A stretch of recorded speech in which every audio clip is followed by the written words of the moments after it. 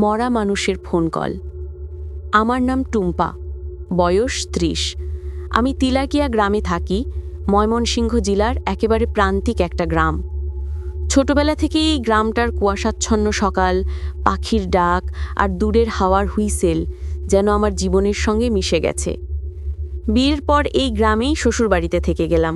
স্বামী রতন সরকারি অফিসে চাকরি করে, বেশিরভাগ সময় শহরে থাকে, আর আমি একা এই পুরনো বুতালা বাড়িতে শাশুড়ি আর দেবরের সঙ্গে থাকি। আমার শ্বশুর হরিদাস মজুমদার মারা গেছেন আজ থেকে প্রায় ১০ বছর আগে, একদম হঠাৎ এক রাতে ঘুমের মধ্যেই হার্ট অ্যাটাকে। বাড়ির সবাই বলে তিনি খুব কড়া স্বভাবের ছিলেন। আমি বিয়ে করার পরই দেখেছি তার চোখের ভেতর ছিল এক ধরনের কঠোরতা, যেন সব কিছু দেখছে কিন্তু কিছু বলছে না। তিনি মারা যাওয়ার পরও অদ্ভুতভাবে তার উপস্থিতি টের পেতাম আমি, বিশেষ করে রাতে। রান্নাঘরে থালাবাটির আওয়াজ কিংবা ঘরের দিকের জানালা নিজে নিজে বন্ধ হয়ে যাওয়া, সব কিছুই যেন ইঙ্গিত দিত কেউ আছে। কিন্তু আমি সবসময় নিজেকে বোঝাতাম, না টুম্পা, এসব কুসংস্কার, ঘুমের ঘোরে ভুল শুনছ।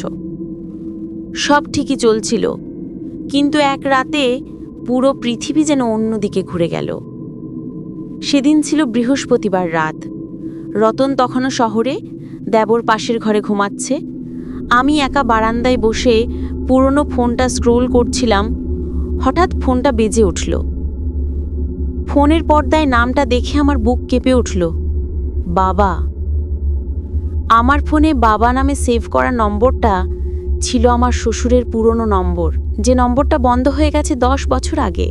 আমি প্রথমে ভাবলাম হয়তো কারোর ভুলে ফোন করা, কিন্তু পর্দায় যখন +880 নম্বরটা স্পষ্টভাবে দেখলাম, তখন শরীর ঠান্ডা হয়ে গেল। ফোনটা একবার, দুবার, ৩বার বাজল। আমি ধরব কি ধরব না সেই দ্বিধায় হাতটা যেন কাঁপছিল। শেষমেশ আমি ধরলাম। হ্যালো। ওপাশ থেকে নিস্তব্ধতা, কোনো শব্দ নেই, কেবল একটা হালকা হাওয়ার মতো শব্দ যেন মাইক্রোফোনে বাজছে। কে বলছেন? আমি আবার বললাম। তারপরই একটা কণ্ঠস্বর, মৃদু, কর্কশ, অথচ চেনা। টুম্পা, দরজাটা খোল। ফোনের ওপাশে কণ্ঠস্বরটা আমার শ্বশুরের। আমি ভয়ে স্থির, হাত থেকে ফোনটা প্রায় পড়ে যাচ্ছিল, গলা শুকিয়ে কাঠ। আমি কিছুই বলতে পারলাম না। তারপর হঠাৎ ফোনটা কেটে গেল। আমি হাঁপিয়ে হাঁপিয়ে বসে পড়লাম। চোখের সামনে পুরো ঘরটা যেন ঘুরে যাচ্ছে, বুকের ভেতর ধপধপ আওয়াজ। নিজেকে বোঝালাম এটা নিশ্চয়ই কেউ প্র্যাঙ্ক করছে, শ্বশুরের পুরনো নম্বর কেউ হয়তো পেয়েছে। কিন্তু পরদিন সকালে সব কিছু আরও অদ্ভুত হয়ে গেল। আমি তখন ঘুম থেকে উঠলাম, দেখি বারান্দার সামনে কেউ একটা ছোট খাম রেখে গেছে। খামের ওপর মোটা হরফে লেখা, টুম্পার জন্য। হাত কাঁপতে কাঁপতে খুললাম খামটা। ভেতরে একটা পুরনো সাদা কালো ছবি। ছবিতে আমার শ্বশুর হাসছেন, আর ছবির পেছনে লেখা, আমি ফিরব। আমি এতটাই হতবাক হয়ে গিয়েছিলাম যে চিৎকার করতে ইচ্ছে হচ্ছিল, কিন্তু গলা দিয়ে শব্দ বেরোচ্ছে না। চারপাশে তখন সকালবেলার রোদ, পাখির ডাক, সবকিছু স্বাভাবিক, অথচ আমার ভেতরটা উল্টে যাচ্ছে। আমি দৌড়ে গিয়ে শাশুড়িকে দেখালাম খামটা। তিনি ছবিটা দেখে হঠাৎ খুব চুপচাপ হয়ে গেলেন। কিছুক্ষণ পরে ধীরে ধীরে বললেন, এই ছবিটা, এইটা তো আমি শেষকৃত্যের সময় কফিনের ভেতরে রেখেছিলাম। আমার শরীর হিম হয়ে গেল। মানে, এই ছবিটা তো তার সঙ্গে জলে ভেসে গিয়েছিল, তাহলে এটা এলো কোথা থেকে? সেই রাতেই আবার ফোন এলো, ঠিক রাত 12টা 3 মিনিটে। একই নম্বর। আমি এবার ফোনটা ধরিনি, কিন্তু রিংটা থামল না, বাজতেই থাকলো, যতক্ষণ না ফোনটা নিজে থেকে নিঃশব্দে বন্ধ হয়ে গেল। আমি ফোনের স্ক্রিনের দিকে তাকিয়েছিলাম, তখন স্ক্রিনটা এক মুহূর্তের জন্য কাঁপল, যেন কোনো ভিডিও কলের মতো। আর সেখানে ছায়ার মতো কিছু একটা দেখা গেল, একটা অস্পষ্ট মুখ, চোখ দুটো ফাঁকা। তারপর ফোনটা নিজে থেকেই বন্ধ হয়ে গেল। আমি সারা রাত ঘুমাতে পারিনি। মনে হচ্ছিল কেউ বারান্দায় হাঁটছে, মেঝেতে হালকা ধুলো পড়ছে, আর বাতাসে একটা পুরনো আতর মিশে আছে, যেটা আমার শ্বশুর ব্যবহার করতেন। সকালে ফোনটা খুলে দেখি কল লগে কিছুই নেই, না কোনো নম্বর, না কোনো টাইম। যেন সেই ফোন কল কখনো ঘটেইনি। সেই ফোন কলের রাতটার পর থেকে আমি যেন আর আগের মতো নেই। মাথার ভেতর ক্রমাগত একটা অজানা ভয় ঘুরপাক খাচ্ছিল। কিভাবে সম্ভব? একজন মানুষ মারা গেছে 10 বছর আগে, আর তার নম্বর থেকে ফোন আসে? আমি ভেবেছিলাম এটা হয়তো কোনো টেলিকম ভুল অথবা কারো ঠাট্টা। কিন্তু পরদিন যেভাবে ঘটনাগুলো ঘটল, সেই ভাবনা মুহূর্তেই ভেঙে গেল। সকালে রান্নাঘরে ঢুকে দেখি চুলায় হাঁড়িটা ফুটছে, অথচ আমি আগুন দিইনি। ধোঁয়া উঠছে, আর হাড়ির ভেতর কিচ্ছু নেই, খালি হাড়ি। আর পাশে রাখা আছে একটা পুরনো নোকিয়া ফোন, যেটা আমি চিনি না। কিন্তু সেই ফোনের স্ক্রিনে তখনও লেখা আছে একটি মিসড কল, হরিদাস মজুমদার। আমি স্থির হয়ে তাকিয়েছিলাম, শ্বাস নিতে পারছিলাম না ঠিকমতো। সেই ফোনটা বাড়ির কোথাও ছিল না, তাহলে এটা এলো কোথা থেকে? আমি ফোনটা ছুতে গিয়েও হাত সরিয়ে নিলাম। ঠিক তখনই আমার শাশুড়ি পিছন থেকে চিৎকার করলেন, ওটা ধরিস না টুম্পা, ওটা শাপিত। আমি অবাক হয়ে তাকালাম তার দিকে। তিনি কাছে এসে ধীরে ধীরে বললেন, ওই ফোনটা, ওইটাই ছিল তোর শ্বশুরের প্রিয় ফোন। আমরা ওটা ওর কফিনের ভেতরে দিয়েছিলাম শেষ বিদায়ের সময়। আমার শরীর হিম হয়ে গেল। ফোনটা তখনও টেবিলের উপর পড়ে আছে, স্ক্রিনে অদ্ভুত আলো। আমি চোখ ফিরিয়ে নিতে পারছিলাম না। একটা অজানা টান যেন আমাকে ওটার দিকে টানছিল। সেই রাতে আমি ঘুমাতে পারিনি। শোবার ঘরে বাতাস ভারী হয়ে উঠেছিল, বাইরে হালকা বৃষ্টি, জানালার কাছে টপ টপ করে পানি পড়ছে। হঠাৎই ফোনটা বেজে উঠল। এইবার আমার নিজের স্মার্টফোন, টেবিলে রাখা। স্ক্রিনে দেখা গেল সেই একই নাম, বাবা। সময় তখন রাত 2:17। আমি থমকে গেলাম, শ্বাস আটকে গেল। তবুও কৌতূহল আমাকে গ্রাস করল। আমি ফোনটা ধরলাম। হ্যালো? ওপাশ থেকে ভেসে এলো কণ্ঠস্বর, মৃদু, কর্কশ, কিন্তু খুব স্পষ্ট। টুম্পা, আমি আসছি। ফোনের ওপাশে হঠাৎ একটা তীব্র স্ট্যাটিক আওয়াজ, যেন হাজারটা ঝিঝিয়ে একসাথে ডাকছে। তারপর কেটে গেল লাইন। আমি কাঁপতে কাঁপতে ফোনটা নামিয়ে রাখলাম। কিন্তু ঠিক তখনই ঘরের লাইট এক ঝলক জ্বলে উঠল, আর আমি স্পষ্ট দেখলাম ঘরের কোনায় একটা ছায়া দাঁড়িয়ে আছে, মাথার দিক থেকে পা পর্যন্ত ভিজে, একটা ফাটা পাঞ্জাবি পরা, আর চোখ দুটো একদম ফাঁকা। আমি চিৎকার করে উঠলাম। শাশুড়ি ছুটে এলেন ঘরে, কিন্তু ছায়াটা তখন উধাও। তিনি আমাকে জড়িয়ে ধরে বললেন, আমি বলেছিলাম না টুম্পা, ফোন ধরিস না। ও এখন শান্তিতে নেই, ও ফিরতে চায়। আমি কাঁপা গলায় জিজ্ঞেস করলাম, ফিরতে চাই মানে? কেন? তিনি দীর্ঘশ্বাস ফেলে বললেন, তোর শ্বশুরের মৃত্যুর পরের রাতে একটা ভুল হয়েছিল টুম্পা, খুব বড় ভুল। আমরা ওর দেহে একটা প্রতিশ্রুতি অপূর্ণ রেখেছিলাম, তাই ওর আত্মার শান্তি পায়নি। আমি অবাক হয়ে তাকালাম, কোন প্রতিশ্রুতি? তিনি নিচু গলায় বললেন, ও বলেছিল মৃত্যুর পর যদি কণ্ঠ ফেরে, তবে আমরা যেন ওর মায়ের ছবি ঘরে রাখি, চৌখাটে ধূপ জ্বালাই। কিন্তু আমরা ওর ছবি পর্যন্ত টেনে রাখিনি, কারণ তখন গ্রামের লোকেরা ভয় পেয়েছিল। এখন হয়তো ও নিজেরটা ফেরত নিতে এসেছে। আমার মাথা ঝিমঝিম করছিল। আমি জানি না ভয় পাচ্ছিলাম না কাঁদতে ইচ্ছে করছিল, কিন্তু একটাই চিন্তা ঘুরপাক খাচ্ছিল, যদি সত্যি শ্বশুর ফিরে আসে, আর যদি সে কিছু চায় আমার কাছ থেকে। রাত নামতেই আবার ফোনটা বেজে উঠল। এইবার একসাথে দুইটা ফোন, আমার স্মার্টফোন আর রান্নাঘরে সেই পুরনো নোকিয়া। দুটো রিং একসাথে বেজে উঠছে, পুরো বাড়িটা কেঁপে উঠছে শব্দে। আমি কান ঢেকে চিৎকার করলাম। হঠাৎ সব নিস্তব্ধ। তারপর জানালার বাইরে থেকে ভেসে এলো সেই কণ্ঠস্বর, টুম্পা, দরজাটা খোল। আমি তাকিয়ে দেখি জানালার কাঁচে একটা হাতের ছাপ, ভিজে, কাঁপছে। বৃষ্টি তখনও পড়ে না, তবুও কাচের ওপাশে সেই ছাপ ধীরে ধীরে মিলিয়ে যাচ্ছে। সেই রাতে আমি আর ঘুমাতে পারিনি। জানালার কাছে হাতের ছাপটা যতবার মনে পড়ছিল, শরীর কেঁপে উঠছিল। ভোরের দিকে সূর্যের প্রথম আলোয় যখন বাড়িটা কিছুটা শান্ত হলো, তখন আমার মনে হলো, এটা যদি সত্যিই কোনো আত্মা হয়, তবে এর কোনো কারণ আছে। আমি নিজেকে বোঝালাম, ভয় পেলেই চলবে না, জানতে হবে আসলে কি ঘটছে। সেই ভাবনাতেই আমি নেমে গেলাম নিচে, পুরনো ঘরে, যেখানে শ্বশুরের জিনিসপত্র এখনও আলমারিতে বন্ধ। ঘরটা স্যাঁতস্যাঁতে পুরনো কাঠের গন্ধে ভরা। আমি আলমারির দরজা খুলে দেখি একটা পুরনো রেজিস্টার, কয়েকটা চিঠি আর একটা ডায়েরি। ডায়েরিটার উপর মোটা ধুলো জমে আছে। আমি ধীরে ধীরে পাতা উল্টালাম। ভেতরে শ্বশুরের হাতের লেখা, যদি আমি হঠাৎ হারিয়ে যাই, আমার কথা কেউ বিশ্বাস করবে না, কিন্তু সত্যিটা থাকবে এখানে, ফোনের ভেতরে। আমার শরীর ঠান্ডা হয়ে গেল। ফোনের ভেতরে মানে কি? তিনি কি বলতে চেয়েছিলেন? ঠিক তখনই পিছন থেকে কারো পায়ের আওয়াজ পেলাম। পিছনে তাকাতেই দেখি দেবর শুভ। ভাবি, তুমি এই ঘরে কি করছো? তার গলায় কেমন অস্বাভাবিক টান। আমি কিছুটা থেমে বললাম, এই ডায়েরিটা পেয়েছি, বাবার লেখা। শুভর চোখে যেন মুহূর্তেই কিছু ঝলকে উঠল, ভয় না, বরং রাগের মতো কিছু। এই সব পুরনো কথা ঘেটে লাভ নেই ভাবি, ভালো হবে যদি ভুলে যাও। তার গলায় একটা ঠান্ডা সুর যা আমি আগে কখনো শুনিনি। আমি কিছু বলার আগেই সে ডায়েরিটা আমার হাত থেকে ছিনিয়ে নিয়ে বলল, বাবার মৃত্যু নিয়ে কেউ আর কথা তুলবে না, এটা আমাদের পরিবারের জন্য অশুভ।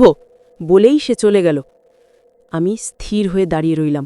ডায়েরির ভেতর নিশ্চয়ই এমন কিছু আছে যা কেউ জানতে চায় না, কিন্তু আমি জানবই, এখন আর পিছিয়ে যাওয়া যাবে না। সেই সন্ধ্যায় আমি পুরনো টেলিফোন এক্সচেঞ্জে গেলাম। সেখানে এখনও একটা বুড়ো লাইনম্যান কাজ করেন, হাশেম চাচা। আমি তাকে নাম্বারটা দেখিয়ে জিজ্ঞেস করলাম, চাচা, এই নাম্বারটা কি এখনও চালু আছে? তিনি একদম অবাক হয়ে বললেন, এই নাম্বার? আরে মা, এই নম্বর তো অনেক বছর আগে বাতিল হয়ে গেছে, ওই হরিদাস সাহেবের মৃত্যুর পর। আমি থেমে গেলাম। চাচার মুখে শোনা গেল এক অদ্ভুত কথা, কিন্তু কদিন আগে রাতের ডিউটিতে দেখি ওই নাম্বার থেকে একটা ইনকামিং কল ট্রেস হয়েছিল। আমি হতবাক। মানে, কোথা থেকে? চাচা চোখ কুঁচকে বললেন, লোকেশন দেখায় তিলাটিয়া পুরনো শ্মশান ঘাট। আমার বুক ধরফর করে উঠল। শ্মশান ঘাট, যেখানে আমার শ্বশুরকে দাহ করা হয়েছিল। বাড়ি ফিরেই আমি শাশুড়িকে জিজ্ঞেস করলাম, মা, শ্মশান ঘাটে কি কেউ যায় ওর পরে? তিনি নিচু গলায় বললেন, না মা, সেই দিনটার পর আমরা কেউ ওদিকে যাইনি। ওর চিতা যখন জ্বলছিল তখন আকাশ কালো হয়ে গিয়েছিল। লোকজন বলেছিল আগুনটা নিজে থেকে নিভে গেছিল। আমার গায়ে কাঁটা দিল। আগুন নিজে থেকে নিভে গেলে আত্মা নাকি মুক্তি পায় না, এমনটাই বলে গ্রামের পুরনোরা। হয়তো সত্যিই তাই। সেই রাতে ঠিক 12:17 আবার ফোনটা বেজে উঠল। এইবার আমি আর ভয় পেলাম না। আমি ফোনটা ধরলাম। ওপাশে কেউ কথা বলছে না, কেবল একটা ভারী নিঃশ্বাস। তারপর ধীরে ধীরে কণ্ঠস্বর, টুম্পা, আশিসকাল, যেখানে আমি পড়েছিলাম। লাইন কেটে গেল। আমি একদম স্থির হয়ে গেলাম। এবার স্পষ্ট আহ্বান, শ্মশান ঘাটে যেতে হবে। পরদিন সকাল থেকেই আকাশ ভারী, মেঘে ঢাকা। বিকেল গড়িয়ে সন্ধ্যা নামতেই আমি বেরোলাম। শাশুড়িকে বলেছিলাম আমি মন্দিরে যাচ্ছি, কিন্তু পা এগুলো শ্মশান ঘাটের দিকে। তিলাটিয়া শ্মশান ঘাটটা গ্রাম থেকে প্রায় 1/2 কিলোমিটার দূরে, বাঁশঝাড় আর ঝোপঝাড়ের আড়ালে। পথে কুকুরের ডাক, বাতাসে কাঁচা মাটির গন্ধ। আমি টর্চ জেলে ধীরে ধীরে ভেতরে ঢুকলাম। চিতা ভস্যের পুরনো চিহ্নগুলো এখনও শুকিয়ে মাটির সাথে মিশে আছে, কিন্তু এক জায়গায় আলো ঝলকানি। মাটির ওপর রাখা সেই পুরনো নোকিয়া ফোনটা একদম পরিষ্কার, যেন নতুন। ফোনটা তখন বেজে উঠল। রিংটোনটা আমার শ্বশুর ব্যবহার করতেন, একটা পুরনো বাংলা গান। সেই রাতে আমি আর ঘুমাতে পারিনি। জানালার কাছে হাতের ছাপটা যতবার মনে পড়ছিল, শরীর কেঁপে উঠছিল। ভোরের দিকে সূর্যের প্রথম আলোয় যখন বাড়িটা কিছুটা শান্ত হলো, তখন আমার মনে হলো, এটা যদি সত্যিই কোনো আত্মা হয়, তবে এর কোনো কারণ আছে। আমি নিজেকে বোঝালাম, ভয় পেলেই চলবে না, জানতে হবে আসলে কি ঘটছে। সেই ভাবনাতেই আমি নেমে গেলাম নিচে, পুরনো ঘরে, যেখানে শ্বশুরের জিনিসপত্র এখনও আলমারিতে বন্ধ। ঘরটা স্যাঁতস্যাঁতে, পুরনো কাঠের গন্ধে ভরা। আমি আলমারির দরজা খুলে দেখি একটা পুরনো রেজিস্টার, কয়েকটা চিঠি আর একটা ডায়েরি। ডায়েরিটার ওপর মোটা ধুলো জমে আছে। আমি ধীরে ধীরে পাতা উল্টালাম। ভেতরে শ্বশুরের হাতের লেখা, যদি আমি হঠাৎ হারিয়ে যাই, আমার কথা কেউ বিশ্বাস করবে না, কিন্তু সত্যিটা থাকবে এখানেই, ফোনের ভেতরে। আমার শরীর ঠান্ডা হয়ে গেল। ফোনের ভেতরে মানে কি? তিনি কি বলতে চেয়েছিলেন? ঠিক তখনই পিছন থেকে কারোর পায়ের আওয়াজ পেলাম। পেছনে তাকাতেই দেখি দেবর শুভ। ভাবি, তুমি এই ঘরে কি করছো? তার গলায় কেমন অস্বাভাবিক টান। আমি কিছুটা থেমে বললাম, এই ডায়েরিটা পেয়েছি, বাবার লেখা। শুভর চোখে যেন মুহূর্তে কিছু ঝলকে উঠল, ভয় না, বরং রাগের মতো কিছু। এই সব পুরনো কথা ঘেঁটে লাভ নেই ভাবি, ভালো হবে যদি ভুলে যাও। তার গলায় একটা ঠান্ডা সুর, যা আমি আগে কখনো শুনিনি। আমি কিছু বলার আগেই সে ডায়েরিটা আমার হাত থেকে ছিনিয়ে নিয়ে বলল, বাবার মৃত্যু নিয়ে কেউ আর কথা তুলবে না, এটা আমাদের পরিবারের জন্য অশুভ। বলেই সে চলে গেল। আমি স্থির হয়ে দাঁড়িয়ে রইলাম। ডায়েরির ভেতর নিশ্চয়ই এমন কিছু আছে যা কেউ জানতে চায় না, কিন্তু আমি জানবই। এখন আর পিছিয়ে যাওয়া যাবে না। সেই সন্ধেই আমি গ্রামের পুরনো টেলিফোন এক্সচেঞ্জে গেলাম। সেখানে এখনো একটা বুড়ো লাইনম্যান কাজ করেন, হাশেম চাচা। আমি তাকে নম্বরটা দেখিয়ে জিজ্ঞেস করলাম, চাচা, এই নম্বরটা কি এখনো চালু আছে? তিনি একদম অবাক হয়ে বললেন, এই নম্বর? আরে মা, এই নম্বর তো অনেক বছর আগে বাতিল হয়ে গেছে, ওই হরিদাস সাহেবের মৃত্যুর পর। আমি থেমে গেলাম। চাচার মুখে শোনা গেল এক অদ্ভুত কথা। কিন্তু কদিন আগে রাতের ডিউটিতে দেখি ওই নম্বর থেকে একটা ইনকামিং কল ট্রেস হয়েছিল। আমি হতবাক হয়ে, মানে কোথা থেকে? চাচা চোখ কুঁচকে বললেন, লোকেশন দেখায় তিলাটিয়া পুরনো শ্মশান ঘাট। আমার বুক ধড়ফড় করে উঠল। শ্মশান ঘাট, যেখানে আমার শ্বশুরকে দাহ করা হয়েছিল। বাড়ি ফিরেই আমি শাশুড়িকে জিজ্ঞেস করলাম, মা, শ্মশান ঘাটে কি কেউ যায় ওর পরে? তিনি নিচু গলায় বললেন, না মা, সেই দিনটার পর আমরা কেউ ওদিকে যাইনি। ওর চিতা যখন জ্বলছিল তখন আকাশ কালো হয়ে গিয়েছিল। লোকজন বলেছিল আগুনটা নিজে থেকেই নিভে গেছিল। আমার গায়ে কাঁটা দিল। আগুন নিজে থেকে নিভে গেলে নাকি আত্মা মুক্তি পায় না, এমনটাই বলে গ্রামের পুরনোরা। হয়তো সত্যিই তাই। সেই রাতে ঠিক 12:17 আবার ফোনটা বেজে উঠল। এইবার আর আমি ভয় পেলাম না। আমি ফোনটা ধরলাম। ওপাশে কেউ কথা বলছে না, কেবল একটু ভারী নিঃশ্বাস। তারপর ধীরে ধীরে কণ্ঠস্বর, টুম্পা, আশিস কাল, যেখানে আমি পুড়েছিলাম। লাইন কেটে গেল। আমি একদম স্থির হয়ে গেলাম। এবার স্পষ্ট আহ্বান, শ্মশান ঘাটে যেতে হবে। পরের দিন সকাল থেকেই আকাশ ভারী, মেঘে ঢাকা। বিকেল গড়িয়ে সন্ধে নামতেই আমি বেরোলাম। শাশুড়িকে বলেছিলাম আমি মন্দিরে যাচ্ছি, কিন্তু পা এগোলো শ্মশান ঘাটের দিকে। তিলাটিয়া শ্মশান ঘাটটা গ্রাম থেকে প্রায় 0.5 কিলোমিটার দূরে বাঁশঝাড় আর ঝোপঝাড়ের আড়ালে। পথে কুকুরের ডাক, বাতাসে কাঁচা মাটির গন্ধ। আমি টর্চ জেলে ধীরে ধীরে ভেতরে ঢুকলাম। চিতাভস্যের পুরনো চিহ্নগুলো এখনও শুকিয়ে মাটির সাথে মিশে আছে, কিন্তু এক জায়গায় আলোর ঝলকানি। মাটির ওপর রাখা সেই পুরনো নোকিয়া ফোনটা একদম পরিষ্কার, যেন নতুন। ফোনটা তখন বেজে উঠল। রিংটোনটা আমার শ্বশুর ব্যবহার করতেন, একটা পুরনো বাংলা গান, তুমি রবে নীরবে হৃদয়ে মম। আমার বুকের ভেতর ধপধপ। আমি ধীরে ধীরে ফোনটা তুললাম। রাত তখন প্রায় 12:45। তিলাটিয়া শ্মশানঘাটে একা দাঁড়িয়ে আমি, চারপাশে নিস্তব্ধতা, শুধু পোকামাকড়ের ক্ষীণ শব্দ আর দূরে কোথাও শেয়ালের ডাক। হাতে সেই পুরনো নোকিয়া ফোনটা, স্ক্রিনে নরম আলো জ্বলছে। শেষ কথা বলবো। আমার বুকের ভেতর ঢিপ ঢিপ শব্দ। কাঁপা হাতে ফোনটা ধরলাম। একটা ঠান্ডা হাওয়া যেন গলা বেয়ে নামল। হ্যালো? ওপাশ থেকে নিস্তব্ধতা। তারপর খুব ধীরে ভারী একটা কণ্ঠস্বর ভেসে এলো, টুম্পা, আমি শান্তি পাইনি। আমার চোখ দিয়ে পানি গড়িয়ে পড়ছে। আপনি আপনি কেন ফিরলেন? ওপাশের কণ্ঠস্বর থেমে থেমে বলল, আমি মারা যাইনি সেদিন, তারা আমাকে মেরেছিল। আমার বুকটা কেঁপে উঠল, বাতাস থেমে গেল যেন। কে কে মেরেছিল আপনাকে? ফোনের ওপাশে তীব্র একটা স্ট্যাটিক আওয়াজ। তারপর ধীরে ধীরে ভেসে এলো সেই নামটা, তোমার দেওর, শুভ।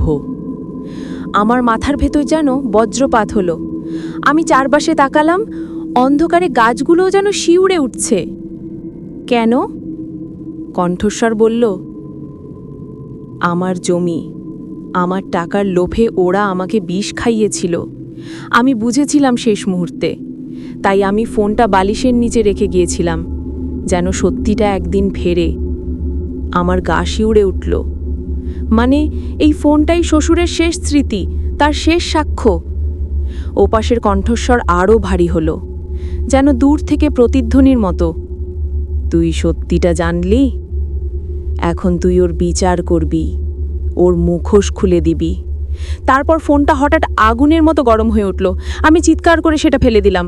মাটিতে পড়েই ফোনটা নিজে নিজে ফেটে গেল, আর ভেতর থেকে ভেসে এলো এক ফোঁটা কণ্ঠস্বরের প্রতিধ্বনি, ধন্যবাদ টুম্পা। ঠিক তখনই পিছন থেকে পদশব্দ। আমি ঘুরে তাকালাম, দেখি শুভ দাঁড়িয়ে আছে, হাতে টর্চ। তার মুখে অস্বাভাবিক ভয় আর রাগ মিশে আছে। ভাবি, তুমি এখানে কেন? তার কণ্ঠে কাঁপনি, চোখে আতঙ্ক। আমি বললাম, তুমি জানো, আমি সব জেনে গেছি। সে থেমে গেল। কি জেনেছ? আমি ঠান্ডা গলায় বললাম, বাবার মৃত্যুটা দুর্ঘটনা ছিল না, তুমি আর তোমার বন্ধু মিলে। তার চোখ বড় বড় হয়ে উঠল। কে বলেছে? আমি হাত তুলে দেখালাম ভাঙা ফোনটার অবশিষ্ট অংশ। স্ক্রিনে এখনও জ্বলজ্বল করছে নামটা, হরিদাস মজুমদার। শুভর মুখ মুহূর্তে ফ্যাকাশে। সে পিছিয়ে গেল, হাঁটু কাঁপছে। হঠাৎ বাতাসে এক অদ্ভুত শব্দ, যেন কারো হাঁটার আওয়াজ, শ্মশানঘাটে ঘুরে বেড়াচ্ছে। আমি তাকালাম, মাটির ওপর কুয়াশা জমছে, কুয়াশার ভেতর একটা ছায়া ধীরে ধীরে কাছে আসছে। চেনা ভাটা পাঞ্জাবি, ভিজে কাপড়, ফাঁকা চোখ। শুভ চিৎকার করে উঠল, না বাবা, না! ছায়াটা ধীরে ধীরে তার দিকে এগিয়ে গেল। বাতাস ঠান্ডা, কুয়াশা ঘন। আমি পাথরের মতো দাঁড়িয়ে দেখছিলাম। ছায়াটা শুভর দিকে হাত বাড়ালো, আর মুহূর্তের মধ্যে চারপাশে ঝড় উঠল। আমার চোখের সামনে সব কিছু ঝাপসা হয়ে গেল। চোখ বন্ধ করলাম, তারপর আবার খুলে দেখি আমি একা। শুভ কোথাও নেই, শুধু মাটিতে পড়ে আছি তার টর্চ আর সেই ফোনটার পোড়া টুকরো। ভোরের আলোয় শ্মশানঘাট নরম হয়ে উঠল। সব কিছু যেন শান্ত। বাতাসে হালকা আতরের গন্ধ, যে গন্ধটা আমি চিনে ফেলেছি, আমার শ্বশুরের আতর। আমি বাড়ি ফিরে এলাম। শাশুড়িকে কিছু বলিনি, কিন্তু রাতে যখন ঘরের দরজা বন্ধ করলাম, ফোনটা বেজে উঠল আবার। এইবার আমার নিজের মোবাইল। স্ক্রিনে লেখা, বাবা, মেসেজ এসেছে। সম্মানিত ভিউয়ার্স, গল্পটি কেমন লাগলো আশা করি ভালো লেগেছে। গল্পটি লাইক, কমেন্ট, শেয়ার করে অন্যকে দেখার সুযোগ করে দিন, আর চ্যানেলটি সাবস্ক্রাইব করে রাখবেন পরবর্তী গল্প পাওয়ার জন্য। ধন্যবাদ সবাইকে।